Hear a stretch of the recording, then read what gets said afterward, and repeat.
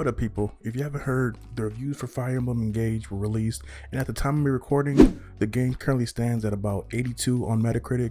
I read through some of the reviews, some good, some bad, and the actual verdict is pretty interesting. So let's talk about it.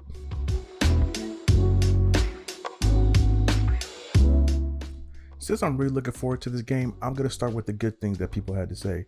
The consensus with Fire Emblem Engage, whether it was a negative review or a positive review, was that the combat was some of the best they've seen in the past decade. A lot of people compare the combat going back all the way to Fire Emblem Awakening and Conquest from the 3DS titles. Sticking with combat for a little bit, the weapon triangle is back. I'm sure a lot of you who've been keeping up with the game has already know that. Also, one of the things that I noticed in a lot of the reviews was a lot of praise for the maps, whether it was the chapter maps or the maps in the paralogs. A lot of those talked about how great and versatile all those were, which for me, as someone who's a big Three Houses fan, is nice to hear, because after a certain point, all the maps outside of chapter maps kind of felt the same, whether it was a paralog or just a random map for grinding. It was like the same 4 or 5 maps over and over again, which kind of made the game feel way more repetitive than it needed to be. Also, for me personally, I don't know if this is a positive for other people, weapon durability, specifically weapons only having a certain amount of uses before you have to buy another one. I believe they said that's gone. Now, like I said, I don't know if that's a good or bad thing for other people, but for me, I wasn't particularly fond of that. It wasn't necessarily as annoying as it was in Legend of Zelda Breath of the Wild, but having to constantly buy the same weapon over and over again, it just felt like a tedious thing that doesn't really need to be in the game. So I'm kind of happy that's gone. Also, I hear as far as the overall difficulty, it's more balanced than it was in Three Houses. A lot of stuff I'm bringing up is being compared solely to Three Houses, because that's what a lot of people in the reviews did, positively and negatively. But yeah, the overall difficulty is better. Particularly, they said hard mode is actually difficult as opposed to Three Houses, which again, I love Three Houses, but the hard mode after a certain point, especially after the time skip, it wasn't really that difficult at all. It wasn't really that hard pre-time skip, but after the time skip, where you got all your characters leveled up to a certain point, you're kind of just blazing through everybody. Some of the chapter maps might be a little difficult, but it's only difficult in a way where it's like maybe your healer dies early and you're kind of struggling to find health with potions, stuff like that. But outside of that specific scenario, nothing in the game was pretty hard after the time skip. While they weren't considered a standout in any of the reviews, the supports were mentioned as being just as good as they were in Three Houses, which is good to hear, because supports, whether it was Awakening or Conquest, some of the games I played, supports were always some of my favorite things, because I feel like it's a good way to really get to know these characters. It adds character development, which makes you care more when they're on the battlefield and when one of them inevitably dies.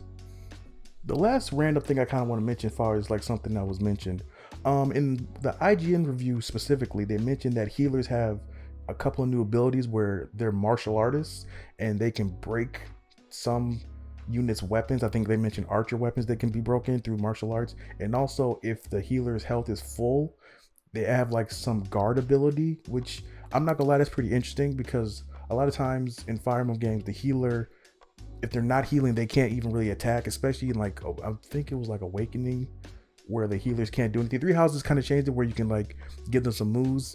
So it's nice that the healers actually have more to do than just healing, because it kind of makes it so they're not a weak link, especially when during enemy phases.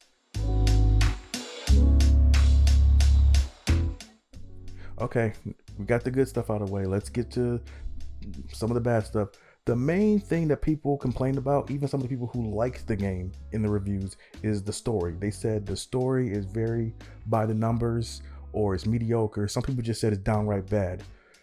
Granted, a lot of times when in the reviews I read, when they were mentioning how bad they thought the story was, a lot of them were saying it's bad compared to Three Houses. So it's kind of hard for me to tell whether the story is actually bad, or is it bad compared to how great the Three Houses stories were. In my opinion, they were great, because I'm pretty sure every review that mentioned story was solely comparing it to Three Houses. So it's like, is the game bad? Is the story bad, or is it just not Three Houses? You know what I mean? The other thing they said were bad, kind of more about the story. They said some of the characters weren't really fleshed out. They were like very like tropey, which I guess it kind of reminds me of Conquest, where some of the characters, they're like kind of one note. For instance, Odin, like, I think that's his name, right? His name is Odin, right? I'm not tripping. Anyway, also characters like Arthur, and I'm trying to think, even some characters in Three Houses, which is so beloved. There's a lot of characters who are very one note.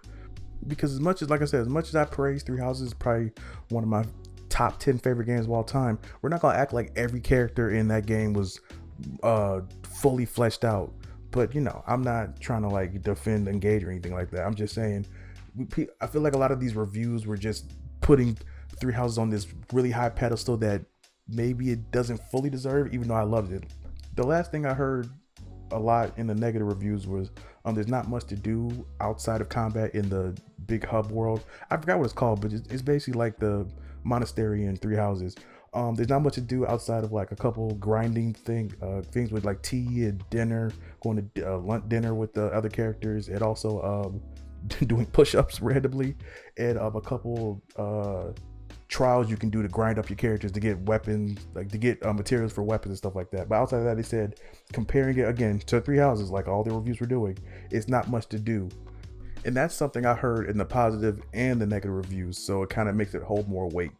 But overall, my opinion on the reviews I read, it seems like they really made gameplay the main focus of this game, and story took a back seat. Now, as far as the level of how bad the story is, I think I'm gonna have to just wait and see, because it seems like a lot of people who say they don't like the story are just saying they don't like it because it's not Three Houses.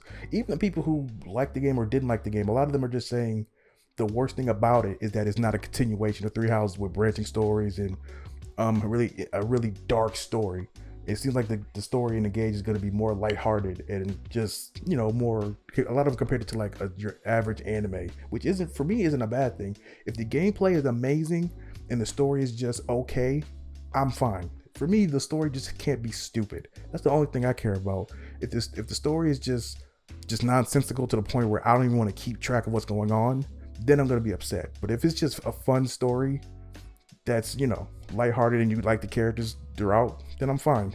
A perfect example is I randomly bought a game called Shadowverse Champions Battle during some random GameStop sale. It's about a card game, and the story is it's very by the numbers. You've seen the story a million times, especially if you watch any kind of anime.